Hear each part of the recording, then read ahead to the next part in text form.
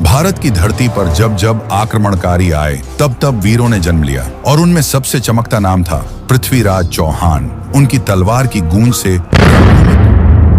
जय माता जी मित्रों, तो आइए जानते हैं वीर चौहान वंश की उत्पत्ति कहां से। चौहान राजपूत राजवंश।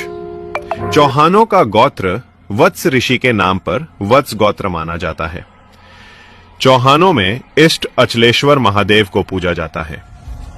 चौहान राजपूतों का ध्वज पीला होता है। चौहान वंश में कुल देवी आशापुरा माता पूजी जाती हैं।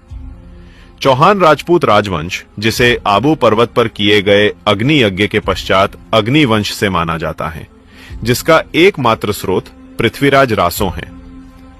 पुरातन साक्ष्यों, शिलालेखों के अनुसार चौहान अथवा चाहमान राजपूत सूर्यवंशी क्षत्रिय उल्लिखित हैं। इतिहासकार गौरीशंकर हीराचंद ओझा के अनुसार चौहान सूर्यवंशी राजपूत हैं, जो कि अग्नि यज्ञ के समय रक्षक के रूप में नियुक्त हुए थे। पृथ्वीराज विजय महाकाव्य में चौहानों को जगह जगह पर सूर्यवंशी लिखा गया है। अजमेर शासक विग्रहराज चौहान ने अपने राजकवि सोमेश्वर रचित ललित विग्रहराज नाटक को शिलाओं पर स्वयं खुदवाया। उसमें भी चौहानों को सूर्यवंशी लिखा है। ग्वालियर के तमरों के दरबारी विद्वान नयन चंद्र सूरी ने अपनी रचना हमीर महाकाव्य में भी चौहानों को सूर्यवंशी लिखा है। चौहानों की कई पीढ़ियों बाद राजा अजयपाल चौहान हुए, जिन्होंने आबू छोड़कर अजमेर बसाया। इसी वंश में एक प्रतापी सम्राट हुए, जिन्हें दुनिया राजपूत सम्राट पृथ्वीराज चौहान के नाम से जानती है। इन्होंने मोहम्मद गौरी को 16 बार युद्ध में हराया।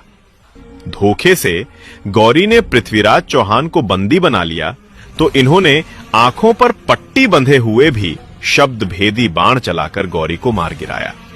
उसके बाद हाड़ौती के चौहान हाड़ा कहलाए, सिरोही के चौहान देवड़ा कहलाए, जालौर के चौहान सोनगरा कहलाए, जायल से चौहान खींची कहलाए।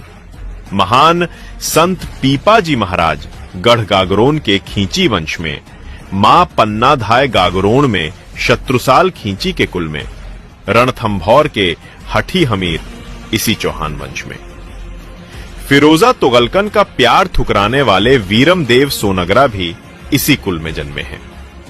संत पीपाजी महाराज के धर्मोपदेश से प्रभावित होकर रणमल सोनगरा चौहान, जयदास खींची, दुल्हे सिंह राव देवड़ा उनके अनुयायी बन गए।